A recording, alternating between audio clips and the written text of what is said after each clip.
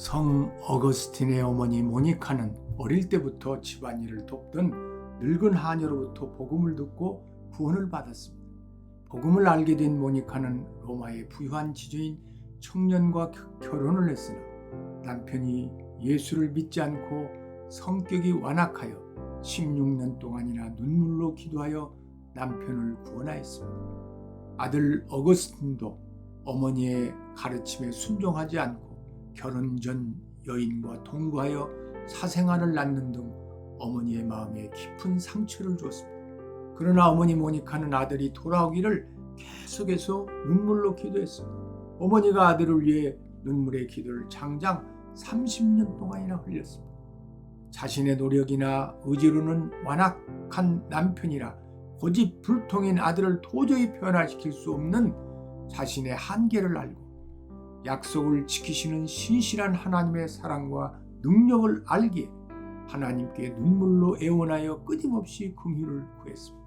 그 결과 위대한 교부 암브로시우스를 만나게 되었고 결국 어머니의 기도대로 그렇게도 말썽을 피우던 아들이 기독교 역사에 길이 남는 업적을 남긴 위대한 기독교 사상가 어거스틴 즉 아우구스티누스가 되었습니다.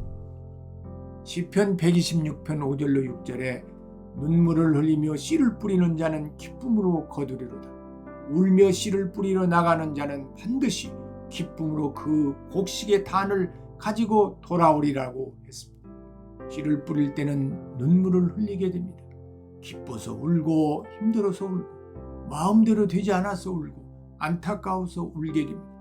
특히나 영적인 씨를 뿌릴 때에는 더 많이 울게 됩니다. 전도하다가 핍박을 받게 되고 진리를 말하다가 미움을 받아 울기도 합니다. 사랑을 쏟아 부어도 변하지 않는 모습에 우리가 상처를 받아서 울기도 합니다. 그러나 씨를 뿌릴 때 낙심하지 말고 뿌려야 합니다.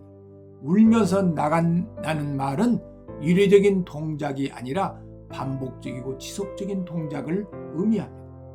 우리에게 복음을 전하고 영혼 구원을 위하여 기도하신 분들도 뒤에서 얼마나 많이 울었겠습니까? 우리나라에 처음 복음을 전한 선교사들도 얼마나 많이 울었겠습니까? 그러나 그 열매는 세상의 무엇과도 비교할 수 없는 귀한 열매입니다. 눈물의 기도를 지속적으로 뿌리면 반드시 기쁨의 열매를 거두게 됩니다. 지속적인 눈물의 기도가 역사를 바꿉니다. 일시적인 감정이 복받쳐 흐르는 눈물의 기도가 아니라 해결될 때까지 계속해서 눈물로 기도해야 합니다. 하나님 외에는 할 수 없고 기도 외에는 다른 방법이 없기 때문에 기도하는 것입니다. 첫째, 눈물에는 밖으로 흐르는 눈물과 마음으로 흐르는 눈물이 있습니다. 옛날에 곡비라는 직업 여성이 있었습니다. 초상집에 돌아다니면서 울어주는 직업이 곡비입니다. 곡비는 흘리는 눈물의 양에 따라 1패, 2패, 3패로 등급을 매겼습니다. 1패 곡비는 국상 때 차출되는 사람입니다. 이렇게 울어주고 받는 대가를 루데라고 합니다. 국상일 때 루데는 배 5배였다고 하니 대단한 돈벌이였습니다. 인간은 태어날 때는 자기가 울지만 죽을 때는 남이 울어줍니다. 이 눈물은 밖으로만 흐르는 눈물입니다. 사람들은 가급적이면 눈물을 남에게 보이지 않으려고 합니다. 겉보기에는 아주 행복해 보이는 사람도 말 못할 슬픔과 눈물이 있습니다. 예나 지금이나 울고 싶은 일들이 너무나 많은 세상입니다. 우는 이유는 다 다릅니다. 그래서 사람들은 포장마차에서 혼자 소주잔을 기울이며 울기도 하고 깊은 계곡이나 넓은 바닷가에 부서지는 파도 앞에서 목 놓아 울기도 합니다. 저도 많이 울었습니다. 탈무드에 보면 천국의 문은 기도에 대해서는 닫혀 있더라도 눈물에 대해서는 열려 있다고 할 정도로 눈물의 가치를 높이 평가하고 있습니다. 탈무드에는 눈물에 대한 이런 글도 있습니다. 어느 날 하나님께서 천사들에게 세상에서 가장 아름다운 것을 가져오라고 명령하였습니다. 첫 번째 천사는 다이아몬드를 가져왔고 두 번째 천사는 아름다운 여성의 미를 가져왔습니다.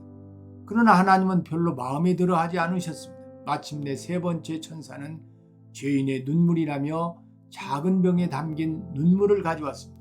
이에 하나님은 매우 흡족해 하시며 내가 가장 귀한 것을 가져왔도다 라고 말씀하셨다고 합니다. 하나님을 감동시키는 것은 눈물이었습니다. 그러나 눈물이라고 다 같은 눈물이 아닙니다. 유정란과 무정란은 겉모양은 같지만 생명이 있고 없고의 엄청난 차이가 있습니다. 거짓된 눈물은 순간적으로 사람은 속일 수 있지만 영원히 하나님의 마음을 움직일 수는 없습니다. 밖으로 흐르는 눈물은 사람의 마음을 움직이지만 마음으로 흘리는 눈물은 하나님의 마음을 감동케 합니다.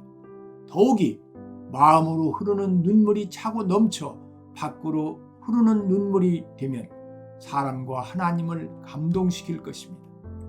둘째, 하나님의 마음을 움직인 지속적인 눈물들.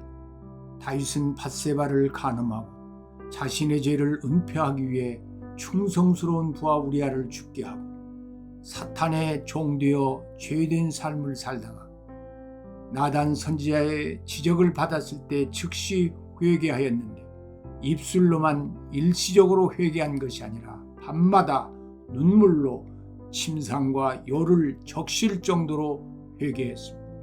현대인들의 눈물의 기도는 일시적이거나 감정적이거나 즉흥적입니다. 그러나 다윗은 자신의 잘못을 용서받고 하나님의 새로운 은혜가 시작될 때까지, 죄악된 습관이 고쳐질 때까지 지속적인 눈물의 기도를 드렸습니다. 히스기야 왕은 죽음에 이르는 병이 들었을 때 히스기야가 심히 통곡하더라. 여호와의 말씀이 내가 내 기도를 들었고 내 눈물을 보았노라. 내가 너를 낫게 하리니 라는 말씀을 들을 때까지 눈물로 기도했습니다. 한나는 엘가나의 배신과 첫 분인나의 모욕으로 극한 고통에 빠졌을 때 통곡하며 서원하며 오래 기도하여라고 기록된 것처럼 눈물로 사무엘을 낳았고 겨우 낳은 아들을 눈물로 하나님께 드렸고 이스라엘 역사의 가장 훌륭한 제사장이 될 때까지 눈물로 기도했습니다. 유다의 멸망을 지켜보는 에레미야 선지자는 에레미야 애가 2장 11절에 내 눈이 눈물에 상하며 내 창자가 끊어지며 내 간이 땅에 쏟아졌으니 이는 딸 내 백성이 패망하여 어린 자녀와 젖먹는 아이들이 성읍 길거리에 기절함이로라고 고백할 정도로 조국의 멸망을 가슴 아파하며 창자가 끊어질 정도로 눈물로 기도했습니다. 사실 우리 예수님도 우셨습니다.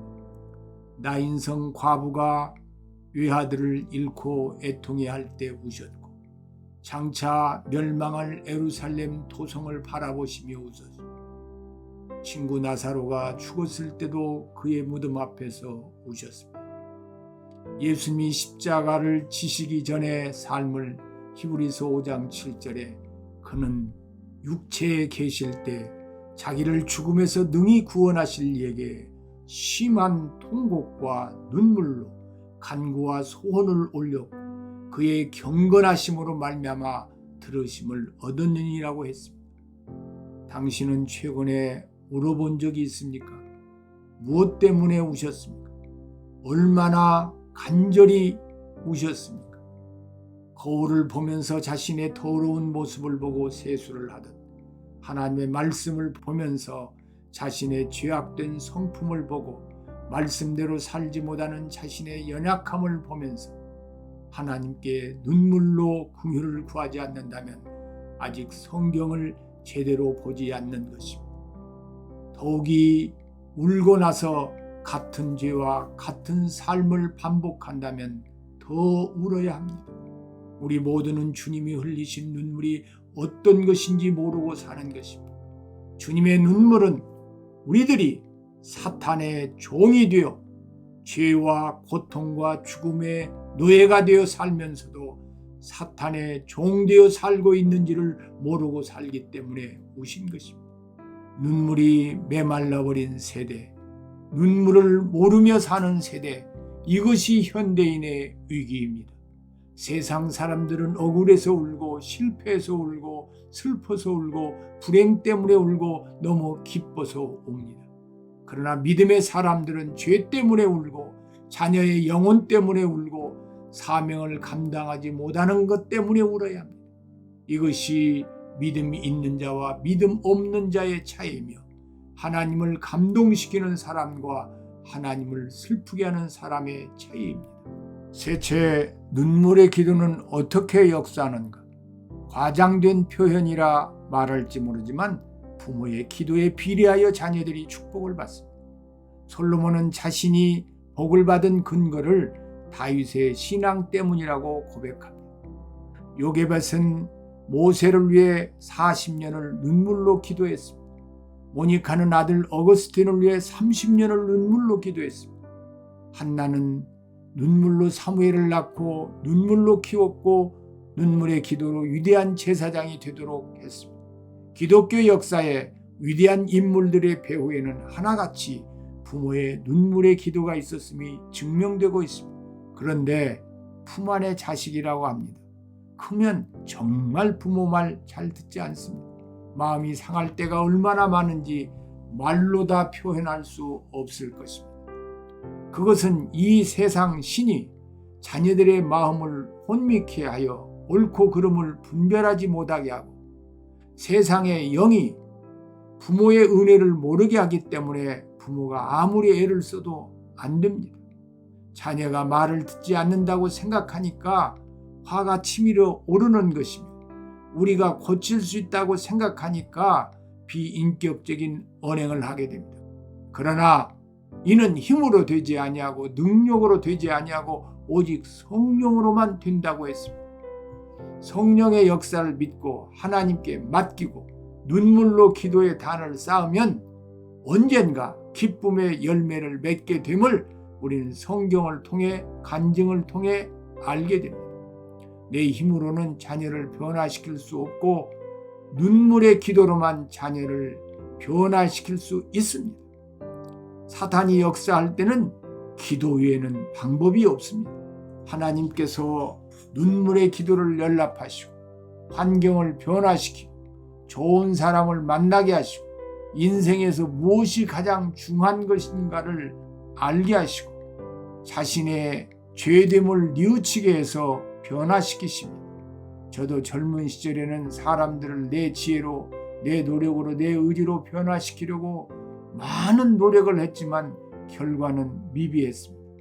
감을 익힐 때 농부가 노력으로 익히는 것과 하나님이 햇빛과 바람과 비로 익히는 것은 수확에 큰 차이가 있고 맛에도 큰 차이가 있듯 자녀들을 교육하는 것도 부모의 노력도 중요하지만 하나님께 눈물의 기도를 드리면 하나님께서 성령님을 통해 깨닫게 하시고 인도하시고 만나게 하시고 회개케 하셔서 죄악된 삶을 사는 어거스틴 같은 자녀들을 성 어거스틴 같은 자녀로 만들어 주십니다. 그렇지 않겠지만 혹 눈물의 기도는 하는데 부모의 삶이 엉망이라면 아무 소용이 없을 것입니다. 히브리서 5장 7절에 그는 육체에 계실 때 자기를 죽음에서 능히 구원하실 이에게 심한 통곡과 눈물로 간구와 소원을 올렸고 그의 경건하심으로 말미암아 들으심을 얻었느니라고 했습니다. 그러니까 예수님도 눈물의 기도를 드렸는데 그의 경건하심으로 말미암아 들으심을 얻었느니라고 했습니다. 경건한 삶이 없는 눈물의 기도를 하나님이 들으시고 역사하시는 것입니다. 예수님은 지금도 우리를 불쌍히 여겨 눈물로 기도하고 계십니다. 일회성이 아니라 지속적으로 우리가 구원받아 성화되고 영화롭게 될 때까지 눈물을 흘리시며 기도하고 계십니다.